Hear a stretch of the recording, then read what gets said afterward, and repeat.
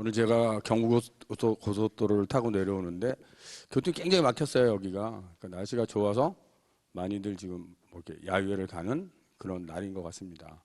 근데 여기서 또 설명회를 또 들어야 하는 우리 고등학교 3학년 학생들 굉장히 힘드시겠죠. 오늘 이 설명회를 잘 들으면 합격할 수 있다, 이런 말을 제가 전해드리고 싶고요. 여기 계신 분들은 전부 다 고등학교 3학년 학부형이신가요? 막 섞여 있는 거죠 지금. 고3 한번 손 들어보세요. 고등학교 3학년. 오, 3학년이 많으시네요. 알겠습니다. 고등학교 2학년. 2학년은 뭐 얼마 없는 것 같고요. 1학년. 1학년도 예, 좋습니다. 1학년 때 이렇게 잘 들어주시고 미리 준비하시면 더 효율적인 준비가 된다, 이런 말씀도 드리고 싶고요. 저에 대해서는 여러 가지로 소개를 해주셨는데, 요새 제가 EBS에서 방송하는 게 학생부 종합전형 계열별 준비 방법이라고 하는 것입니다. EBS I로 접속을 하신 다음에 본 화면에서 수시 논술 탭이 있어요. 수시 논술 탭을 누르시면 학생부 종합전형이라는 사이트로 넘어갑니다. 거기에 계열별 준비 방법이라고 하는 게 있거든요. 그래서 인문 계열을 5개로, 자연 계열을 또 5개로 해서 10개로 나눠서 계열별로 어떻게 준비하는 것이 효율적일까라는 부분의 강의가 지금 EBS I에 있습니다. 그래서 지원하려는 모집 단위별로 한번 살펴보시고, 혹시 부족한 부분이 있다면 남은 기간에 보완을 한다면 합격할 수 있지 않을까, 이런 말씀도 드립니다. 먼저 기본 계획이거든요.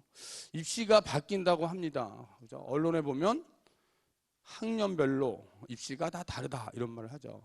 지금 올해 고등학교를 기준으로 하면 올해 고3, 고2, 고1이 다 다른 입시를 지금 하고 있는 거죠. 현재 고등학교 3학년 학생들은 졸업한 대학교 1학년, 2학년 학생들과 같은 입시로 왔거든요. 현재 고3까지는 왔는데 고2에서 고1로 가면서 입시가 달라진다. 뭐가 달라질까요? 큰 틀의 입시는 똑같이 가요. 가장 크게 달라지는 건 수능 시험이 많이 달라진다, 이렇게 이해를 하시면 될 것 같습니다. 졸업한 지금 대학교 1학년 학생들이죠. 이 학생들은 수능 시험에서 영어가 절대평가 2번째 시기였거든요. 그래서 저 학생들이 고3 때 작년에 영어가 어떻게 나올까라고 하는 고민이 있었던 겁니다. 그 전에, 그러니까 지금 대학교 2학년 학생들이 영어 절대평가 첫 번째 시기였죠. 첫 번째 시기였는데 그때 뚜껑을 까보니까 영어가 쉽게 나왔던 거죠. 1등급이 10% 정도, 2등급이 거의 30%까지 간 거죠. 28% 이렇게 갔습니다. 그래서 문제가 너무 쉽다 보니까 그때 이제 물수능 이런 얘기가 많이 나오고 있었고요. 그래서 작년에는 조금 어려워진다는 메시지를 주고 있었죠, 평가원에서. 6월 모평을 보면 수능이 어려워지겠구나 라는 느낌은 받고 있었던 겁니다. 근데 이제 얼마나 어려워질까요가 작년 고등학교 3학년 학생들의 고민이었던 거죠. 근데 뚜껑을 까보니까 상당히 어려워졌죠. 1등급이 5.3%, 그죠? 2등급이 거의 20%, 그 전에 30%인데 20% 이렇게 되니까 굉장히 어려워졌던 거죠. 이 등급은 수시에 미치는 영향이 큽니다. 최저학력 기준이 있는 수시 모집에서는 수능 시험이 어려워지면 등급을 못 맞추는 애들이 많아지기 때문에 합격선이 떨어지는 현상이 벌어지고요. 아니면 수시에서 채우지 못해서 정시로 2호라는 인원이 많아지는 그런 현상이 벌어지는 거죠. 그게 작년도 수능이었던 거죠. 그래서 어려운 수능을 불수능이라고 하는데 작년 수능을 화산 불수능이라고 부릅니다. 그러면 올해는 어떨까요? 라는 겁니다. 올해는 어떨까요? 올해 고등학교 3학년의 입시는 작년과 큰 틀에서의 입시 예상이 변화는 없습니다. 다만 영어가 좀 쉽게 나오지 않을까, 평가원에서 쉽게 낸다, 이렇게 이야기를 합니다. 그럼 얼마나 쉬울까요? 이 얼마나 쉬울까요는 6월 모평을 좀 보시면 될 것 같아요. 6월 모평을 보면 어느 정도구나 라는 감을 좀 잡으셔야 될 것 같고요. 아직 뭐 6월 모평을 보지 않았지만 제가 입시를 하는 입장에서 예측해 본다면 1등급 한 8% 정도 가지 않을까 현재 이렇게 예상을 합니다. 6월 모평을 보면서 좀 준비를 하시면 될 것 같고요. 아무튼 고3의 입시는 큰 변화는 없고 다만 영어가 작년보다는 좀 쉬워지는 상황으로 가지 않을까, 이렇게 예상이 되고요. 현재 고등학교 2학년 학생들, 지금 여기 2학년 학부형들도 좀 오셨는데요. 이 학생들이 지금 가장 힘든 입시를 하는 학생들이라고 보시면 됩니다. 그렇죠? 입시의 틀은 똑같죠. 입시는 변하지 않았는데 뭐가 바뀌었냐면 교육과정이 바뀐 거죠. 교육과정이 2015로 바뀌었는데 입시는 전과 같이 간다, 이런 상황인 거예요. 그래서 학교에서 배우는 이런 과목하고 입시가 조금 맞지 않는 그런 상태의 입시다. 그래서 좀 힘들다라고 보시면 되고요. 그 다음에 고등학교 1학년 학생들 2022 대입 개편안, 이때 입시가 바뀌는 거죠. 그래서 교육과정에 맞게끔 바뀌는 입시가 고등학교 1학년 학생들의 입시입니다. 근데 고등학교 1학년 학생의 입장에서 보면 뭐가 바뀌었는지 모르는 거예요. 아이들은 입학해서 그냥 이런가 보다 하고 그냥 가면 되니까 큰 문제 없이 갑니다. 1학년 학생들은요. 2학년 학생들이 고민이 좀 있는 거죠. 왜냐하면 입시가 바뀌는 거죠. 항상 입시가 바뀌는 마지막 세대에는 고민이 있어요. 재수하면 죽는다 이런 마음이 있는 거예요. 그렇게 재수를 안 하려고 하겠죠. 이 학생들은 어떻게든지 합격을 해야 되니까. 합격을 해야 된다면 원서를 쓸 때도 약간 하향 지원할 가능성이 나타나게 돼요. 매년 그랬습니다. 입시가 바뀌는 끝자락에서는요. 하향을 하면 합격수는 어떻게 되죠? 높아지죠. 합격수는 높아지죠. 그럴 우려가 여기에서 있다라는 것만 알아두시면 됩니다. 그래서 큰 변화와 틀은 없는데 가장 크게 바뀌는 건 이제 수능에서의 변화거든요. 수능에서의 변화는 잠시 뒤에 다시 보도록 하겠습니다. 자, 입시는 이런 흐름으로 간다라는 흐름을 이렇게 알아두시면 되죠. 정부의 대입 정책이 중학교 3학년 11월 말에 나옵니다. 그래서 지금 고등학교 1학년 학생의 경우는 작년 11월 달에 정부의 대입 정책이 나와 있는 거예요. 정책이 나와 있는 거고, 그 다음에 고등학교 1학년 8월 말에 기본사항이 나오는 거죠. 기본사항이라고 하는 것은 대학한테 이 틀에 맞춰서 입시를 하라고 제시를 하는 거거든요. 수능은 언제 보고, 수시 모집에는 몇 개의 전형이 있고 정시 모집에는 몇 개의 전형이 있으며, 수시 모집은 어떤 틀에서 진행을 하여야 되고, 기본적으로 자격은 어떤 자격을 갖고 있고, 이런 기본적, 그야말로 기본적인 틀을 제시하는 거예요. 이게 기본사항입니다.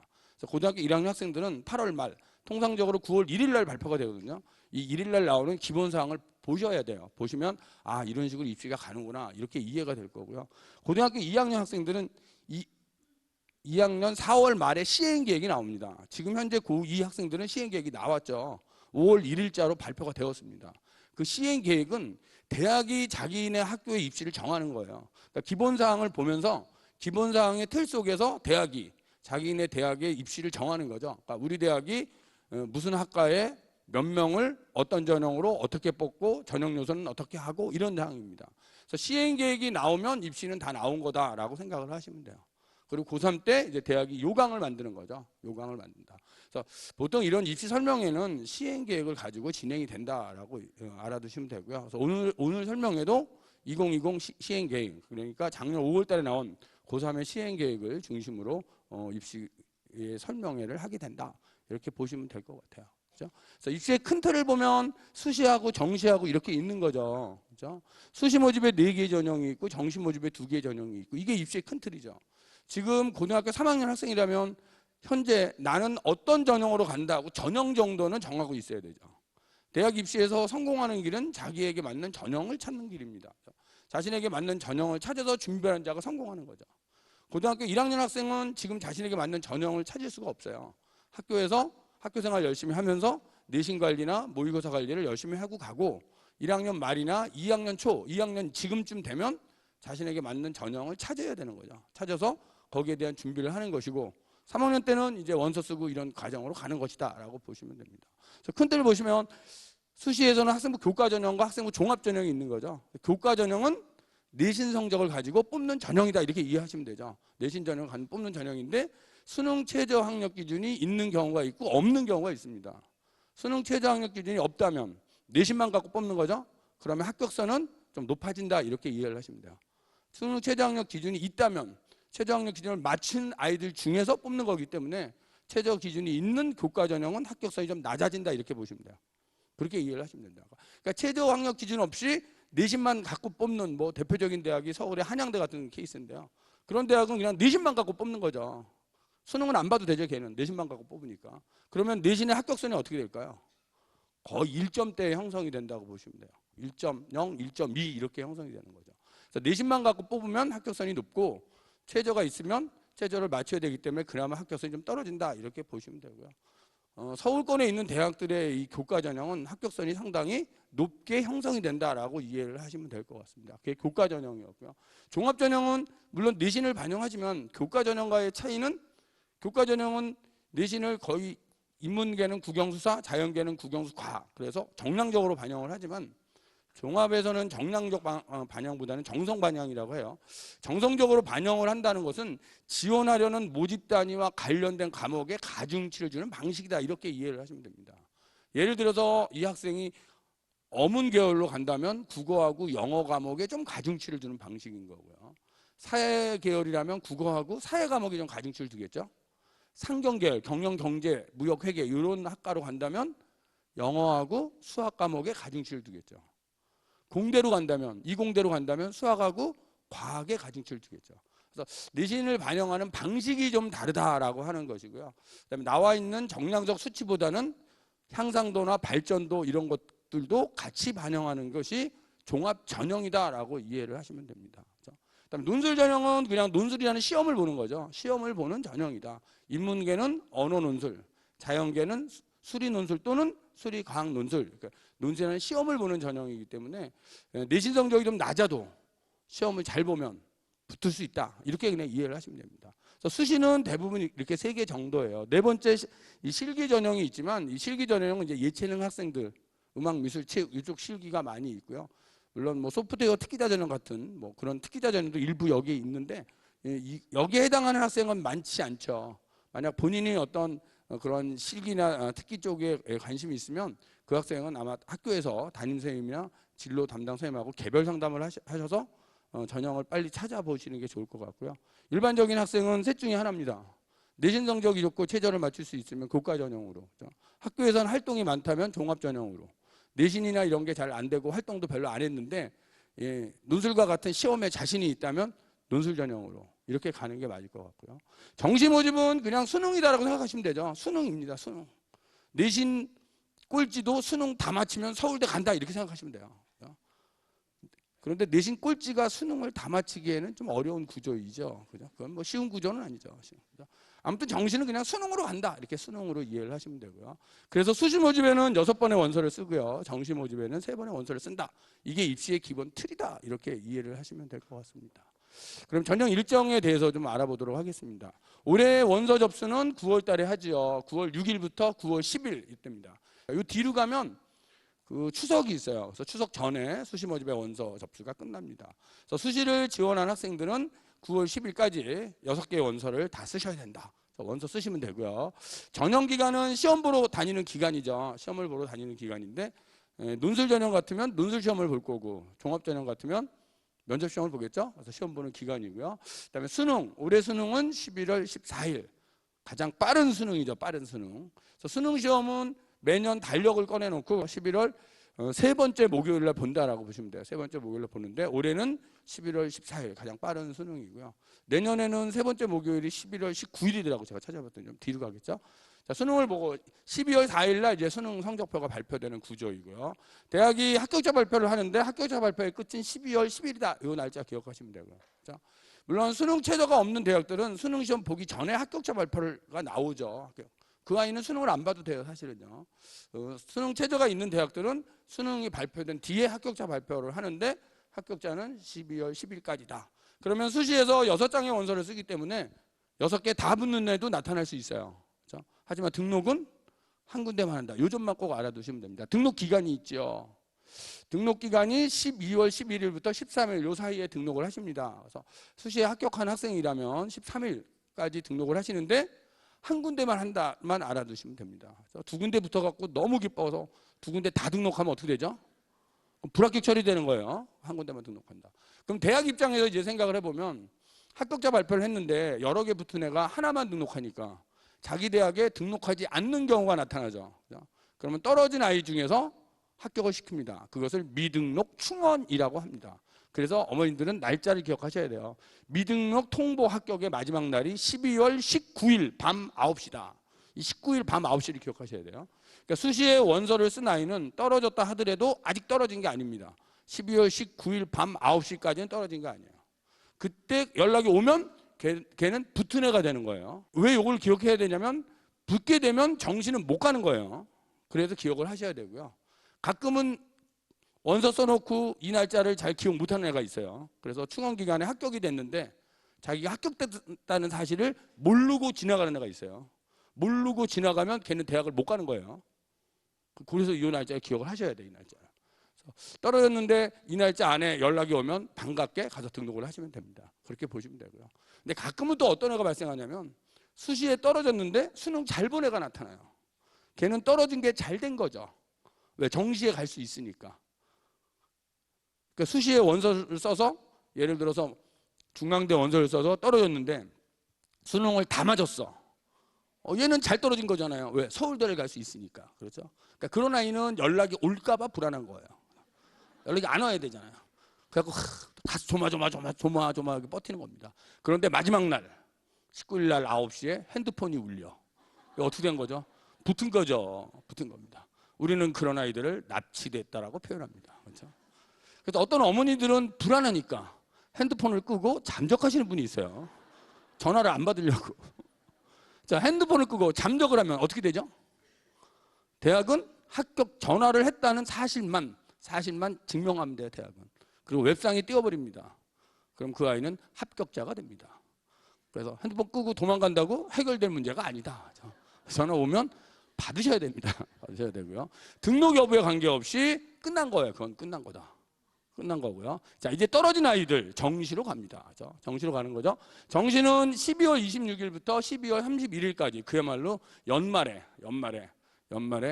원서를 쓰셔야 됩니다. 3개 원서 쓸 수 있고요. 가군 하나, 나군 하나, 다군 하나. 그래서 각각 하나씩 원서는 3개를 쓸 수 있다라고 보시면 되고요. 똑같죠? 합격자 발표 나옵니다. 2월 4일이고요. 2월 4일날 합격자가 나오면 이것도 3개 원서를 쓰기 때문에 3개 다 붙을 수도 있죠. 하지만 등록은 한 군데만 한다. 자, 등록 기간이 있죠? 2월 5일부터 2월 7일 이 사이에 한 군데만 등록을 한다라고 보시면 되고요. 그럼 대학 입장에서는 합격자를 발표했는데 여러 개 붙은 애가 한 군데만 등록하니까 미등록이 나타나는 거죠. 그러면 떨어진 아이들 중에서 합격을 시킵니다. 그것을 미등록 충원이라고 합니다. 미등록 충원의 날짜를 기억하셔야 돼요. 2월 17일 밤 9시 이 날짜를 기억하셔야 돼요. 자, 수시 붙은 아이는 이미 그걸로 끝났으니까 뭐 신경 안 쓰셔도 되고요. 정시 원서 썼는데 떨어졌어. 그러면 이 날짜까지 기다리셔야 돼요. 2월 17일 밤 9시까지 연락이 오면 걔는 붙은 애가 되는 거예요. 그럼 등록을 하고 입시는 끝나는 거죠. 근데 그날까지 아무 연락이 없었어. 걔는 뭐죠? 떨어진 거죠. 자, 떨어진 애 어떻게 해야 되죠? 재수해야 되잖아요. 근데 재수하기 전에 3번째가 있습니다. 그게 추가 모집이라고 하는 겁니다. 추가 모집이 2월 20날이에요. 2월 20일 날 추가 모집이 한국대학교육협의회 홈페이지에 뜹니다. 2월 20일입니다. 이 2월 20일 추가 모집을 기억하셔야 돼요. 추가 모집은 수시 붙은 애는 지원할 수 없어요. 정시 붙고 등록한 애 지원할 수 없어요. 떨어진 애만 지원할 수 있고요. 전문대학은 물론 수시 붙은 애는 다 지원을 못하는 거고요. 전문대학은 정시에 전문대 붙은 애도 추가 모집에 4년제 일반대 원서 쓸 수 있어요. 그래서 이 날짜를 기억하셔야 돼요. 2월 20일 날. 2월 20일이면 고등학교는 졸업한 뒤에요. 지금 상황이요. 보통 고등학교가 2월 8일부터 10일 정도 졸업을 하거든요. 이게 졸업한 뒤에요. 그래서 담임선생님이 애가 떨어졌다면 떨어진 아이한테 전화를 해줘요. 지금 추가 모집이 떴으니까 너 한번 원서를 써봐라. 이렇게 안내를 해주는데 졸업한 뒤는 어떻게 연락 안 되는 애들이 많아요. 특히 남학생들이 잘 안 돼요. 제가 뭐 남학교도 근무해보고 여학교도 근무해보면 남학생들 진짜 전화 안 받아요. 혹시 남학생이거나 학부형님들은 요 날짜를 꼭 기억해 주시기 바랍니다. 2월 20일 한국대학교육협의회 홈페이지 오시면 돼요. 물론 합격했으면 기억할 필요 없죠. 그렇죠? 그러면 이제 3번째 추가 모집이 가는 거죠. 추가 모집. 올해 2월 17일을 기준으로 165개 대학에서 무려 7,437명의 추가 모집이 발생을 한 거예요. 추가 모집 대학 중 일부 대학만 한번 적어본 거죠. 어떤 대학인가. 국립대 쪽이 많고요. 서울에 있는 대학도 많아요. 국민대 53명, 서울여대 22명, 세종대 43명. 상당히 추가 모집도 지금 많이 뜨고 있다. 올해는 추가 모집이 더 뜹니다. 왜 더 뜨는지 제가 잠시 뒤에 말씀을 드릴 건데요. 올해는 더 떠요. 더 떠. 뜰 수밖에 없어요. 그 상황이 그런 상황이에요. 그래서 이 상황을 보면 추가 모집이 왜 발생을 하냐면 충원 기간에 학생을 충원을 시키는 거예요. 대학이. 근데 충원시켜 놨더니 다른 대학으로 도망간 거예요. 뽑아놓으면 도망가고 이걸 계속 반복하다가 충원 기간이 끝난 거예요. 그래서 추가 모집으로 넘어온 거예요. 대학은 추가 모집을 악착같이 하려고 하겠죠. 왜냐하면 등록금을 생각하면 한 학생이 한 학기에 500만 원의 등록금을 낸다면 1년에 1,000이에요. 그럼 4년이면 4,000이거든요. 10명이 발생하면 4억이 발생하는 거예요. 대학이 이걸 안 뽑을 이유가 없는 거예요. 그렇죠? 그래서 추가 모집이 된다. 또 한 가지는 추가 모집은 지원 횟수에 제한이 없다는 사실이죠. 수시는 6번, 정시는 3번 쓰지만 추가 모집은 지원 횟수 제한이 없다. 그러면 어떤 애가 선생님 저 165개 대학 다 쓸래요. 다 써도 돼요. 사실은. 다 써도 돼요. 근데 다 쓰려면 돈이 꽤 든다는 걸 알아두시면 되죠. 얼마쯤 들까요? 약 500 정도 듭니다. 그러니까 뭐 다 쓸 상황은 아니에요. 안 쓰고 잘 보시고 쓰시면 된다라고 보시면 되고요. 자, 수능 시험에 대해서 알아보도록 하겠습니다. 영역별로 쉬운 수능의 기조를 유지한다. 이게 이제 수능의 기조예요. 하지만 학생의 입장에서는 어렵죠. 아무리 쉬워도 어렵고요. EBS 연계율 70%를 유지한다. 이게 언제까지냐면 고3, 고2까지가 70% 연계 유지다라고 보시면 되고요. 고1부터는 50%로 연계가 떨어진다라고 보시면 되고, 그러면 70% 연계가 도대체 뭐냐? 쉽게 설명하면 이런 거예요. 국어가 지문이 10개가 나오잖아요. 영어가 지문이 10개가 나옵니다. 그럼 10개의 지문 중에 7개 정도가 EBS에서 나오는구나. 대충 그렇게 생각하시면 돼요. 그게 연계구나. 이렇게 보시면 되고요. 올해 수능의 범위죠. 근데 뭐 지금 여기 계시는 고3 학생들은 다 알고 있는 거죠. 국어 시험 범위고요. 수학은 나영, 가영이 있는데 나영은 인문계 수학이고 가영은 자연계 수학이고 이렇게 보시면 되고요. 그다음에 영어, 한국사는 이 두 과목은 절대평가 과목이죠. 그리고 한국사는 누구나 봐야 되는 과목이고 탐구 과목이죠. 탐구는 선택형 과목이란 말이죠. 그래서 문과는 사탐에서 2개, 이과는 과탐에 2개, 선택형이죠. 계열별로 다 같이 보거나 계열 공통인 건 누구나 봐야 되는데 탐구 과목은 선택형이기 때문에 이 선택형 과목은 상당히 중요해요. 어떤 과목을 선택하냐에 따라서 점수가 달라질 수 있죠. 수능이라는 시험은 내가 잘한다고 점수가 막 잘 나오고 그런 시험은 아니에요. 그죠? 내가 어느 집단에 소속해 있는지, 소속된 집단에서 내가 잘해야 내 점수가 올라가는 그런 구조거든요. 이 구조가요. 그렇죠? 그죠? 이것이 지금 고등학교 3학년 학생들이고요. 또 제2외국어 한문 같은 거는 뭐 자연계 학생들은 관심을 안 가지셔도 되고요. 인문계 학생이라면 시험을 봐서 잘 나오면 사탐한 과목으로 써먹을 수 있는 그런 과목이다. 이렇게 보시면 되고요. 이게 지금 고등학교 3학년이죠. 고2가 되면 바뀌죠? 뭐가 바뀔까요? 여기서 뭔가 지금 바뀌었죠. 그렇죠? 고3에서 고2로 이렇게 바뀌었단 말이죠. 국어 같은 경우에 언어와 매체가 시험 범위에 들어오긴 했는데 이건 뭐 큰 문제가 되지 않고요. 수학 과목의 변화가 크다라고 보시면 돼요. 수학 과목에서. 그러니까 인문계 수학은 시험 범위가 좀 많아졌다라고 보시면 되고요. 자연계 수학은 시험 범위가 적어졌다 이렇게 보시면 돼요. 자연계에서 기하 벡터가 빠져버린 거예요. 왜 빠졌냐면 2015 교육과정이 선택형 교육과정이라서 그래요. 그래서 빠진 거예요. 그래서 지금 고등학교 2학년의 수능 과목을 보면 수학에서 인문계는 어려워지고 자연계는 쉬워진다. 그냥 이렇게 생각하셔도 비슷하게 맞아요. 그러면 자연계 수학이 쉬워진다. 이거 무슨 얘기냐면 재수생이 늘어난다. 이거랑 또 같은 이치입니다. 그래서 고등학교 2학년 학생들은 재수생이 좀 늘 수도 있어요. 자연계 쪽에서. 이런 구조이니까요. 다른 건 똑같아요. 똑같은 구조고요. 고등학교 1학년이 되면 또 바뀌죠. 어떻게?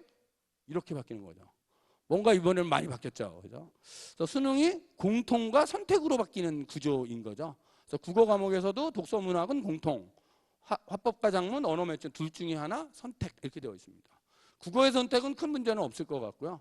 수학 같은 경우에는 문이과 구별 없이 공통하고 셋 중에 하나 선택 이렇게 되어 있어요. 그러면 확률과 통계 부분을 문과 학생들은 당연히 하려고 할 거고요.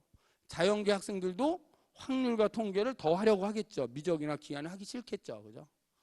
그런데 대학이 여기 이제 그걸 보셔야 돼요. 문이과 구별 없이 셋 중에 하나 선택이긴 하지만 조금 서울에 있는 상위권 대학들은 미적이나 기하를 선택할 가능성이 있죠.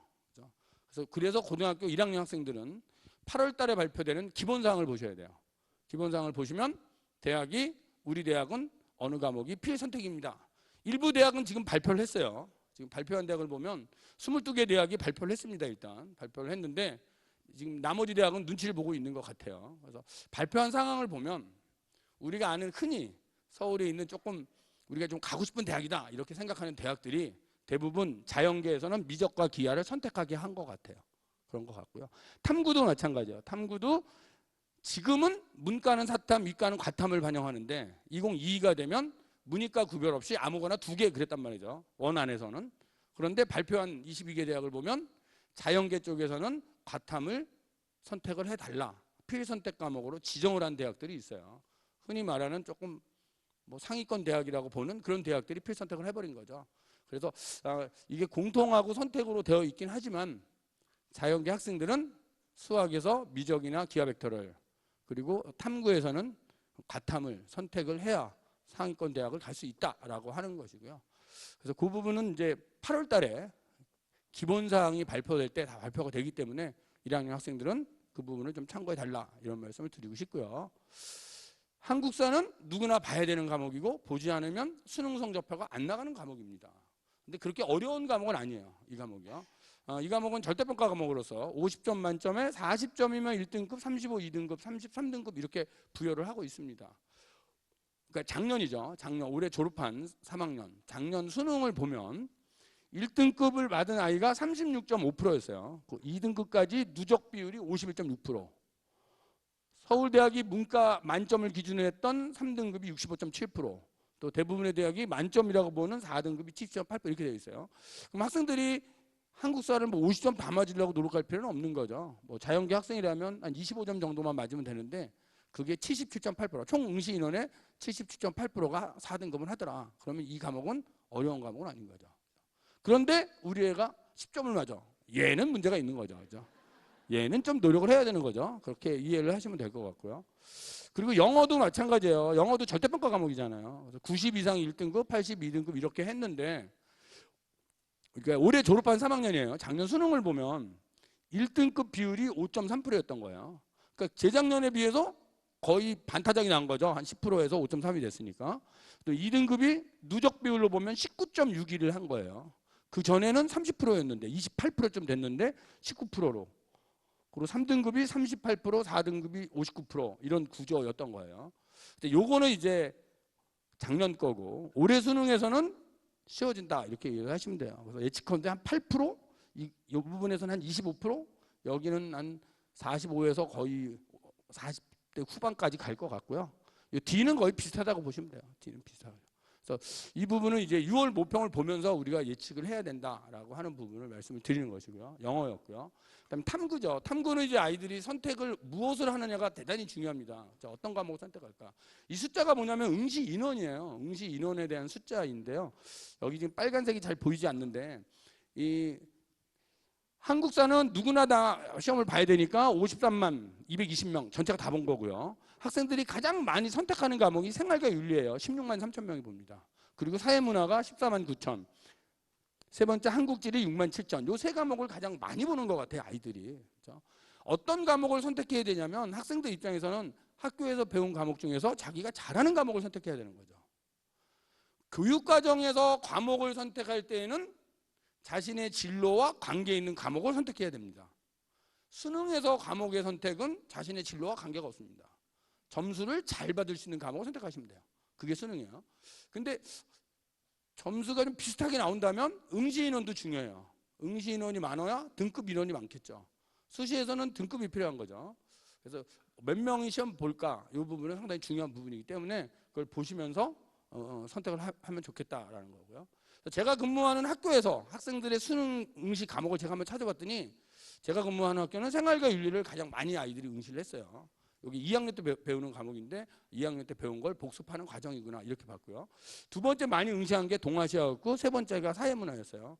이 과목을 보니까 3학년 때 배우는 과목이에요. 아이들이 3학년 때 배우는 과목을 내신 관리와 수능 관리를 같이 하려고 응시를 했구나. 이렇게 제가 판단을 했거든요. 그러니까 보통 학생들이 2학년 때 배운 과목을 계속 복습하면서 가는 과목을 하는 경우도 있고 아니면 3학년 때 이제 처음 배운 과목을 공부하면서 내신 관리와 수능 관리와 같이 가는 그런 경우도 있습니다. 어떤 경우도 좋은데 학교에서 배운 과목 중에서 자기가 잘 나오는 과목을 선택하는 것이 좋겠다 이런 말씀을 드리고요. 그래서 제가 근무하는 학교를 쭉 분석을 해봤더니 그렇게 근무를 했는데 딱 한 명이 경제 응시한 애가 한 명이 딱 있었어요. 딱 한 명이 경제를 응시했어요. 근데 제가 근무하는 학교에서는 경제를 안 가르쳐요. 안 가르치는데 애가 혼자 한 거예요. 그럼 얘는 혼자 공부한 애잖아요. 그래서 제가 궁금한 건 그럼 얘가 성적이 도대체 얼마나 됐을까 궁금하잖아요. 혼자 한 거니까. 그래서 찾아봤더니 8등급을 받은 거예요. 그럼 얘는 학교에서 배우지도 않는 과목을 혼자 해갖고 8등급을 받은 거거든요. 그럼 왜 그랬을까? 이해가 잘 안 되잖아요. 그죠? 우리가 세상을 살다 보면 이해할 수 없는 일이 참 많습니다. 그죠? 깡으로 선택한 것 같아요. 깡으로. 가끔 그런 애들이 있어요. 가끔 있는데 수능은 깡으로 선택하는 게 절대 아닙니다. 깡이 아니고요.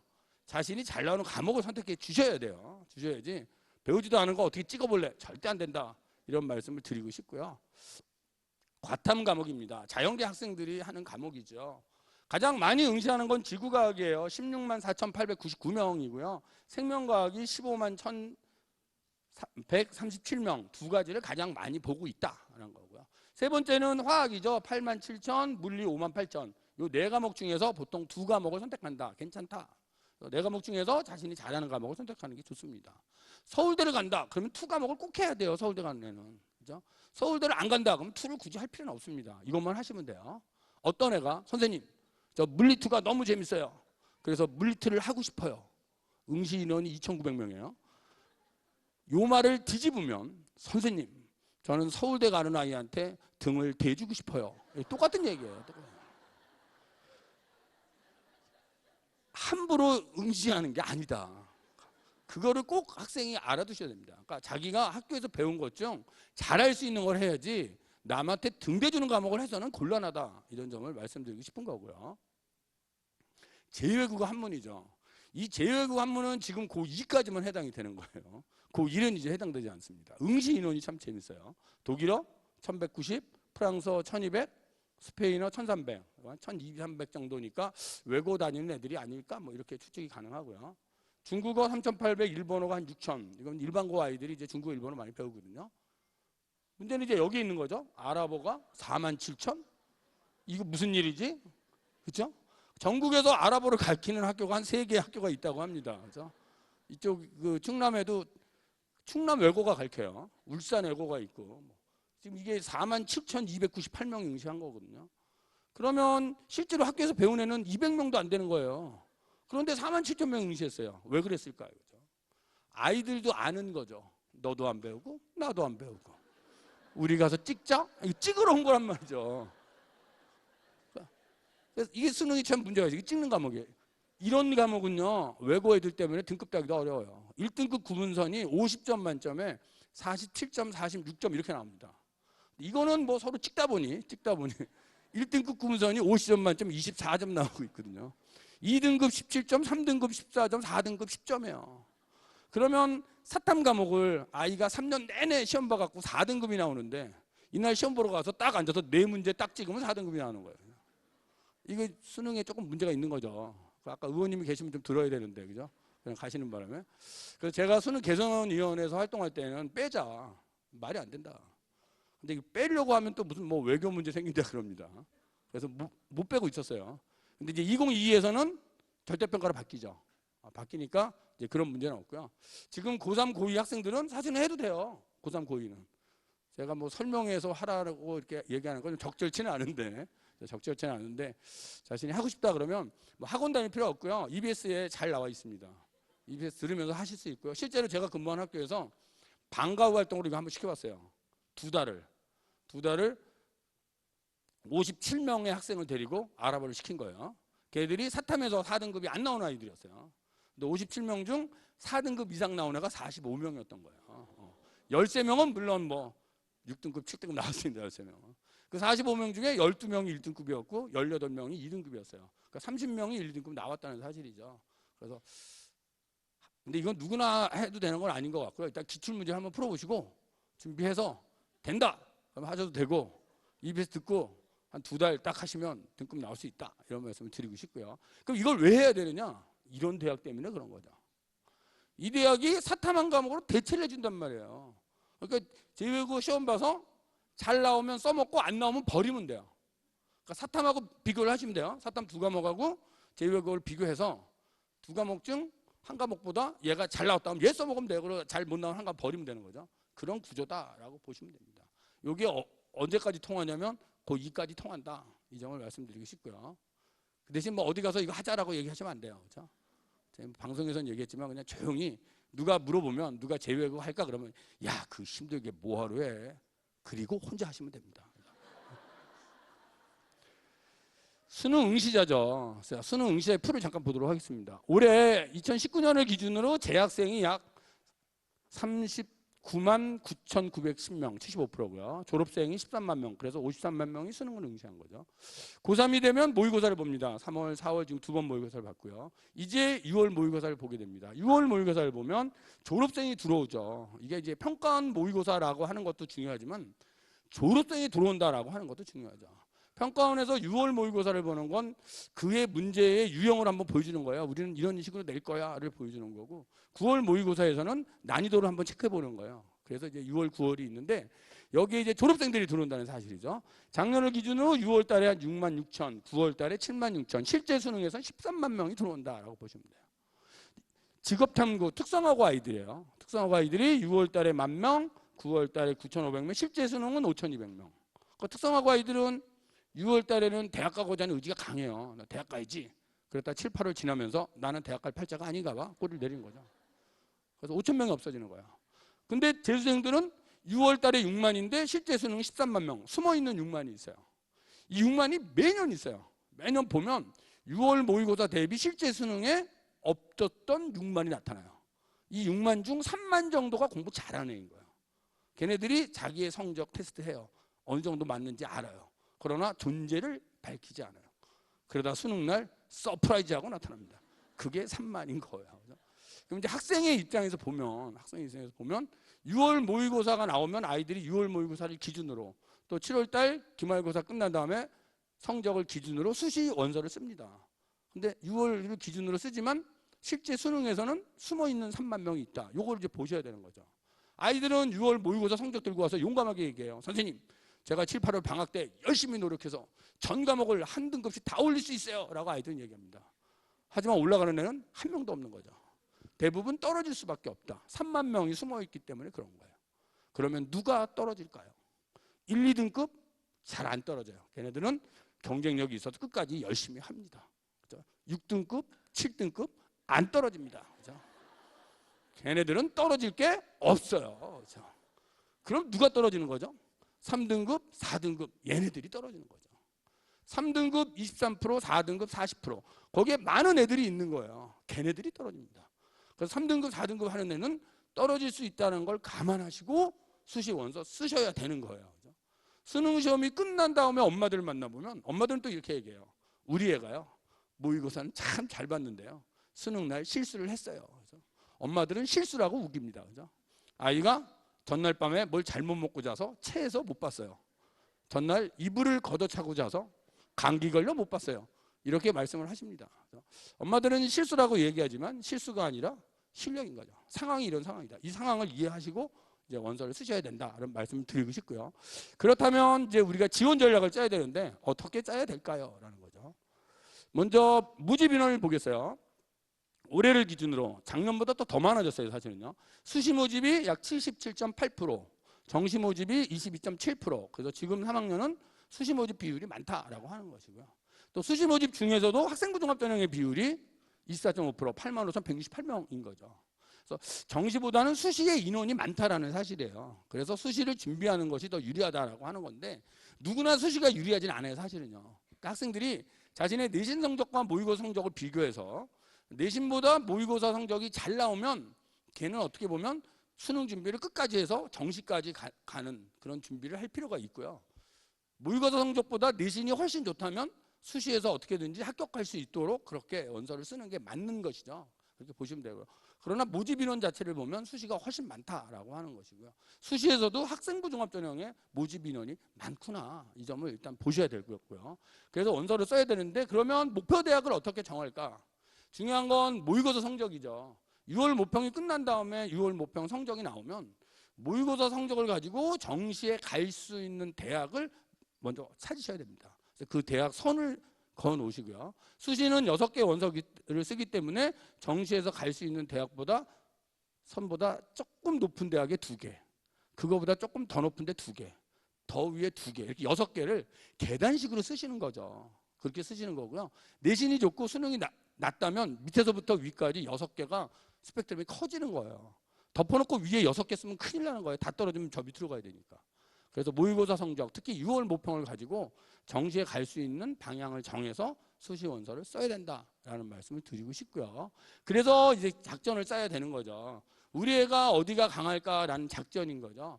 교과 전형으로 간다 그러면 내신 성적과 수능 최저인 거죠. 그래서 수능 최저를 맞추지 못하면 최저 없는 교과를 쓸 수밖에 없는 상황이에요. 그건 6월 기준으로 보셔야 돼요. 6월에 최저 못 맞추는 애는 실제 수능도 못 맞춘다고 보셔야 돼요. 6월에 못 맞춘 애가 실제 수능에 갑자기 올라가는 애는 전교에서 한 명밖에 없어요. 그렇게 보시면 되고요. 그래서 이 아이가 최저를 못 맞추는 애라면 당연히 최저 없는 쪽으로, 또 최저를 맞추면 최저가 있는 쪽에 쓰시는 게 더 합격 가능성이 크죠. 교과 전형이고요. 그래서 교과 전형을 준비하는 학생들은 누구한테 뭐 말할 필요가 없어요. 혼자서 내신 관리하면서 내신 가지고 작년 합격서 보면서 선생님하고 상담하면서 찾으시면 되고요. 논술 전형은 논술이라는 시험이잖아요. 시험. 이건 시험을 보는 전형이기 때문에 학생이 기출문제를 통해서 자기가 그 전형을 할 수 있나 없나를 감을 잡으셔야 돼요. 감을 잡으셔야 되고요. 5월 달에 많은 대학들이 모의 논술이라는 걸 합니다. 모의 논술은 그 해의 논술의 방향을 대학이 제시한 거예요. 그래서 학생이 논술 문제를 풀어보고 할 수 있다면 도전, 할 수 없으면 빨리 손을 빼야 되는 거예요. 문제를 풀어봤는데 할 수 있는지 없는지도 모른다. 걔는 안 하는 게 맞는 거예요. 그래서 일단 이거는 문제를 풀어보시면 돼요. 이것도 누구한테 얘기할 게 없어요. 혼자서 하시면 돼요. 누가 논술 준비하자 그러면 야, 그거 얼마 뽑지도 않은데 그럼 뭐하러 해? 그리고 혼자 하시면 돼요. 이게 그런 전형이에요. 그런 전형. 적성평가 전형, 요거 이제 고2에서 끝나는 전형이에요. 고2에서 끝나는 전형인데 적성평가라는 시험을 보는 전형이거든요. 시험을 보는 전형이고 수능보다는 좀 쉬워요. 수능 난이도의 80% 난이도입니다. 이것도 마찬가지예요. 이것도 소문낼 필요가 없어요. 그냥 혼자 하시면 돼요. 혼자 하시면 되고 EBS에 적성 문제 잘 나와 있어요. 지금요. 들으면서 그냥 혼자 하시면 돼요. 여기까지는 다 혼자 하는 전형이에요. 특기자 전형은 특별히 요 전형에 해당되는 애가 있어요. 그 아이가 무슨 어학 성적이나 수학 성적이 있다든 이런 아이들이죠. 그런 아이는 개별로 담임 선생님이나 학년부장 선생님이나 진로 진학 담당 선생님하고 상담을 하셔갖고 따로 준비하는 전형이에요. 이 전형. 여기까지는 그런 전형이에요. 소개하지 않은 이제 이 전형이죠. 이 전형. 이 전형은 뭐냐? 학생부 종합 전형. 이 전형은 혼자 하는 전형이 아니에요. 기본이 소통하라야. 소통하라. 나를 알려라. 이거 알리셔야 돼요. 지금 고등학교 3학년 학생들 알려야 돼요. 뭘 알려야 되냐면 내가 어느 학과에 간다라는 사실을 알려야 돼요. 누구한테? 우리 반 수업 들어오는 모든 선생님한테 알려라. 그게 이 전형이에요. 알려라 전형이에요. 알려라. 생물학과 간다 그럼 나 생물학과 갈 거야 막 알려야 돼요. 중국어과 간다. 선생님 저 중국어과 갈 거야 알려야 돼요. 그럼 이제 중국어과 간다고 합시다. 중국어 선생님이 알았어. 얘가 중국어과 갈래야. 그러면 이제 교과서 특을 쓸 때 어떻게 쓰죠? 중국어과 갈래를 알았으니까. 선생님이 중국어에 관심이 많고 막 쓸 거 아니에요. 중국어에 소질이 있고 중국어 발음이 좋고 막 쓸 거 아니에요. 그래서 알려야 되는 거예요. 근데 그걸 중국어 선생님한테만 알리면 안 돼요. 국어 선생님도 알아야 돼요. 국어 선생님도 교과서 특에 씁니다. 중국 문학에 관심이 많고 뭐 이렇게 씁니다. 음악 선생님이 알았어. 쓰죠. 노래를 시켰더니 중국 노래를 부르겠어요. 자, 미술 선생님 어떻게 쓸까요? 그림을 그리라고 했더니 중국풍으로 그리기 쓰는 거예요. 그러면 이 아이의 생활기록부에 온통 중국 등장하는 거죠. 대학이 생활기록부를 넘겨봤더니 중국 이 아이는 중국 학과의 전공 적합성이 높구나 이렇게 판단할 수밖에 없겠죠. 그래서 이거는 알려라 전형이 알려라 전형. 여기 계시는 고등학교 1학년, 2학년 학부형님들 학생들 알려라. 이거 알리셔야 돼요. 알려라. 논술 절대 알리지 마세요. 적성 알리지 마. 이거 안 한다 그래. 혼자 하세요. 그래서 어떤 전형으로 갈까요를 잘 선정을 하시는 게 중요하다는 거 말씀을 드리고요. 자, 모집 인원을 좀 볼게요. 모집 인원을 보면 전국에 있는 대학을 보면 교과 전형이 가장 많죠. 수시에서는 교과가 가장 많고 그다음에 학생부 종합 그리고 정시 이런 구조인 거죠. 전국에 있는 대학을 보면. 근데 서울에 있는 주요 15개 대학을 보면 학종이 많죠. 45.6% 정시, 논술 이런 구조예요. 구조가. 그래서 우리가 이제 어느 대학을 갈까요? 그러면 전국에 있는 대학은 학생부 교과 전형이 많지만 서울에 있는 주요 15개 대학은 학생부 종합 전형이 많구나 이 사실을 아시면 되는 거죠. 그렇죠? 근데 여기 계신 학부형님들이 전국에 있는 대학 갈래요. 이런 학부형은 여기 안 계신 거죠. 여기 계신 분들은 다 서울에 있는 대학에 갈래요. 이런 느낌인 거죠. 그렇지 않나요? 아이한테 우유를 먹여도 우리는 서울우유와 연세우유만 먹일 때죠. 지금 상황이 그럴 때죠. 이게 수능 시험이 끝나야 뭐 저지방 우유도 먹고 이런 상황이 되는 거죠. 그러면 뭘 준비해야 된다? 수시는 당근 수시는 종합 전형인 거예요. 그죠? 종합이고 논술이고 수시는 이거 두 개인 거예요. 그리고 정시.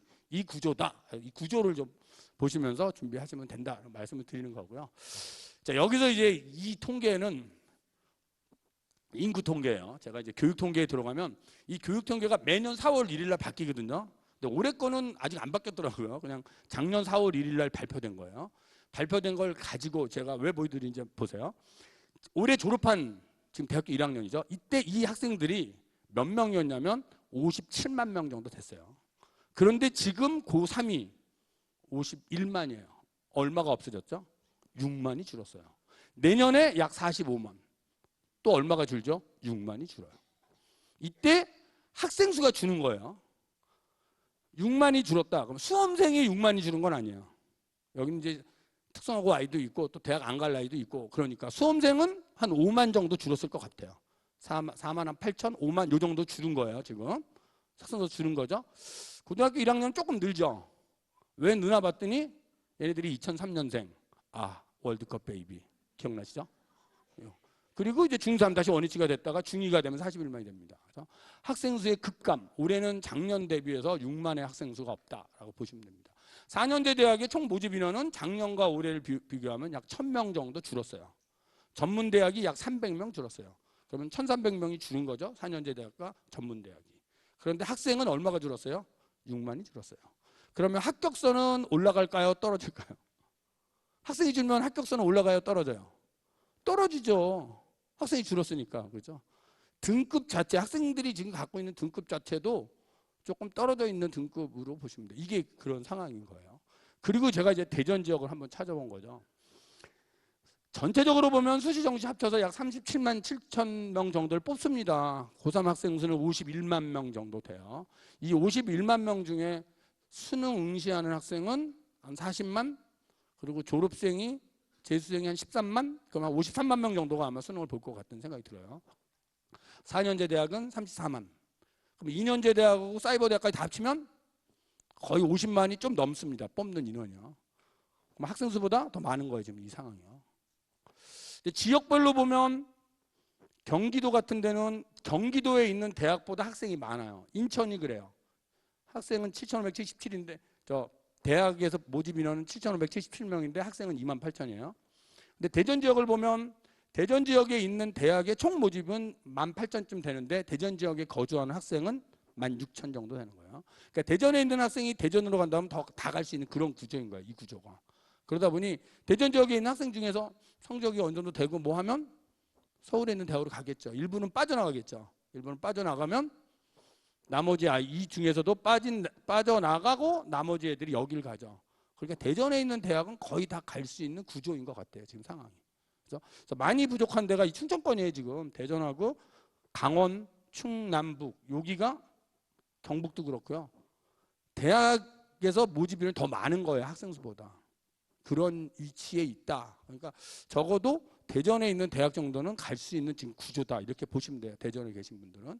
문제는 이제 경기도나 인천이나 이런 데가 좀 심각해요. 사실은. 왜냐하면 공부 잘하는 애는 서울로 가는데 공부 못하는 애는 자기 지역을 못 가고 딴 지역을 가야 되는 거죠. 공부 못하는 것도 서러워 죽겠는데 내 지역도 못 가. 이거 얼마나 서럽겠어요. 이 지역들은. 그런 상황인 거예요. 그런 상황. 서울도 그런 상황하고 비슷해요. 서울도. 왜냐하면 다른 지역에서 또 서울로 올라오기 때문에 그런 일이 벌어져요. 그러니까 서울, 경기, 인천 이쪽 수도권 쪽은 공부 잘하면 서울로 가는데 공부 못하면 자기 지역도 못 가는 그런 위치에 있다. 근데 대전 지역은 서울로 가고 못하면 그냥 뭐 우리 지역 중에서 뭐 이게 될 것도 같아요. 지금 상황이. 그런 상황. 그래서 제가 이거 보여드리는 거고요. 아무튼 수험생이 줄었다. 이건 중요한 메시지예요. 사실은. 중요한 메시지라서 수시 원서 쓰실 때 6장 쓰시잖아요. 6개를 덮어놓고 뭐 다 높이 쓰면 큰일 나죠. 한두 장은 안정적인 데를 쓰시겠지만 한두 장 정도는 올해는 조금 소신지원을 할 수도 있다라는 생각도 들어요. 이런 생각도 들고 또 한 가지는 수시 모집 인원은 조금 늘었단 말이에요. 70.2%. 수시 모집은 똑같이 뽑는 거예요. 작년하고 거의 비슷하게 좀 더 뽑아요. 사실은. 그러면 정시 모집까지 가버리면 학생이 없어요. 6만이 줄었는데 수시에서 거의 똑같은 숫자를 뽑아보면 정시는 남은 인원이 적을 수밖에 없겠죠. 그러면 합격선은 어떻게 될까요? 떨어지겠죠. 대학은 정시에 못 뽑는 대학이 많을 것 같아요. 예측컨대. 그럼 어디로 넘어가죠? 추가까지 넘어가죠. 그래서 물론 수시 모집에 적극적으로 응하시는 건 맞는데 좀 정시까지 생각하면서 해도 올해는 되는 해가 아닐까라고 하는 그런 예측이 든다라고 하는 것이죠. 좀 자세한 건 이제 6월 모평을 보면 좀 더 자세한 예측이 가능할 것 같아요. 자, 학생부 중심 전형을 보면 수시죠. 수시가 이제 약 14만 7천, 학생부 종합 8만 5천에서 약 23만 뭐 이렇게 뽑는다. 그래서 작년보다는 좀 늘었다라고 하는 부분이고요. 늘었다라는 부분이고. 학생부 교과 전형에 대해서 말씀드리면 교과 전형은 내신 성적을 갖고 뽑는 전형인데 대학마다 내신의 반영 방법이 다 다릅니다. 다르기 때문에 지원 모집 단위에 대해서 내가 가려고 하는 대학의 내 성적이 몇 등급일지는 확인을 해보셔야 돼요. 대학마다 이게 반영이 다 다르거든요. 근데 어머님들이 직접 확인하기는 좀 어려워요. 근데 학교에 오시면 프로그램이 있기 때문에 학교 프로그램을 가지고 확인하시는 게 맞아요. 맞고 어머님이 그냥 집에서 한번 해보고 싶다. 그러면 대학 어디가라는 사이트에 들어오시면 돼요. 대입 정보 포털 어디가. 교육부에서 운영하는 사이트거든요. 다음이나 네이버에 들어가셔서 어디 가라고 치세요. 그러면 두 개가 떠요. 하나는 아빠 어디가. 또 하나는 대학 어디가. 이렇게 뜨거든요. 자, 둘 중에 뭐죠? 대학 어디가죠. 대학 어디가에 오셔서 거기에 성적 점검이라는 성적 세 번째 탭일 거예요. 거기 성적 분석에 성적을 입력하시면 돼요. 입력하시고 원하시는 대학을 찍으시면 돼요. 원하시는 대학이 중앙대다. 그럼 중앙대를 찍으시면 내 성적을 중앙대 방식으로 보여주고 중앙대 경영학과를 찍으면 중대 경영학과의 작년도 합격선을 보여줘요. 그거는 대학이 올리는 거예요. 대학이. 그래서 그걸 통해서도 할 수 있고요. 그렇게 직접 해보셔도 되고 아니면 담임선생님하고 상담을 하셔도 되고요. 자, 교과 전형은 수능 최저가 있는 대학들이죠. 이 대학들은요. 최저가 있는 대학. 최저가 있는 대학은 당연히 최저를 맞추셔야 되죠. 그래서 최저 충족 여부를 6월 모평을 갖고 확인하셔야 돼요. 확인하시고 이런 대학들이 최저가 있는 대학이구나. 그래서 최저가 있는 대학들은 수능이 어려워지면 합격선이 낮아져요. 수능이 쉬워지면 합격선이 높아져요. 그게 최저가 있는 대학의 특징이고요. 그다음에 비교과 보는 대학 출결봉사 이건 거의 다 만점이나 이가 온다라고 보시면 되고요. 그다음에 면접 보는 대학 이렇게 있고요. 또 수능 최저가 없는 대학이 있죠. 이런 대학이죠.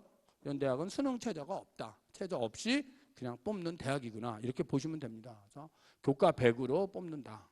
비교과 또 최저가 없는 대학은 그냥 내신만 갖고 뽑는 대학이야. 내신만 갖고 뽑는 대학이기 때문에 일반적으로는 합격선이 높아지는데 가끔은 또 빵꾸가 나기도 해요. 그런 대학 잘 보고서 판단하셔야 될 것 같고요. 자, 그래서 학생부 교과 전형은 대학마다 성적 반영 방법이 다르기 때문에 반영 방법을 반드시 확인하시고 지원을 하시는 게 맞겠다. 이런 말씀을 드리고요. 다음은 학생부 종합전형이죠. 종합전형은 1단계 서류, 2단계 면접으로 가는 전형입니다. 여기서 서류는 학교생활기록부죠. 가장 중요한 건 학교생활기록부가 중요하다라고 보시면 되고요. 학교생활기록부에 있는 성적 이외의 나머지 기록이 이제 비교과가 되는 거죠. 비교과가 중요하다. 비교과 중에서 뭐가 가장 중요할 것 같아요? 생활기록부에. 뭐가 중요할까요? 가장 중요한 건 학생이 학교에서 많이 활동하는 게 가장 중요하겠죠. 학생이 학교에서 가장 많이 하는 활동이 뭘까요? 예? 학생이 학교 가면 뭘 많이 동아리 활동 많이 해요? 가서 동아리만 하루 종일 하다 와요? 뭘 많이 하죠? 수업을 많이 하죠. 그렇죠? 그러면 뭐가 중요하죠? 수업이 중요하죠. 그 수업 시간의 기록 그게 중요한 거예요.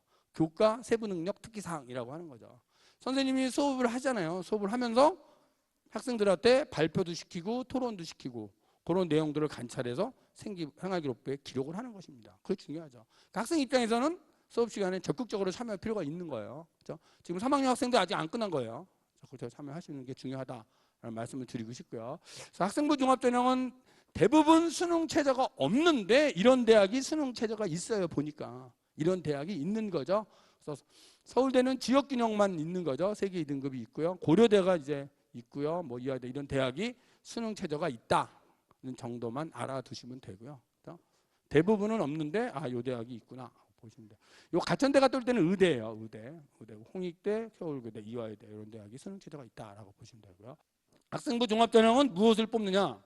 1단계 서류는 학생부와 자기소개서, 대학에 따라서는 추천서를 보기도 하고요. 또 아까 그 일부 대학만 수능 최저가 있고요. 다른 대학은 수능 최저는 없습니다. 그렇죠? 그리고 면접 이렇게 뽑는 전형이 학생부 종합전형인데 대학은 어떤 애를 뽑고 싶냐면 대학 들어와서 공부 잘 할 것 같은 애를 뽑고 싶은 거예요. 대학 들어와서 공부 잘 할 것 같은 애. 그럼 어떤 애가 공부 잘할 것 같은 애냐? 고등학교 때 공부 잘하는 애가 대학 들어와서 공부 잘할 것 같은 애죠. 그렇죠? 성적이 1등급, 2등급 사이에서 계속 꾸준하게 잘하는 애. 걔 잘할 것 같은 애잖아요. 그렇죠? 1학년 때는 한 3등급 했는데 2학년, 1학년, 3학년을 올라가면서 2등급, 1등급 올라갔다면 잘할 것 같은 애잖아요. 올라갔으니까. 그렇죠? 1학년 때 1등급 했는데 2학년 때 5등급 하고 3학년 때 7등급 하면 걔 못할 것 같은 애잖아요. 성적이 좀 떨어지는 애니까.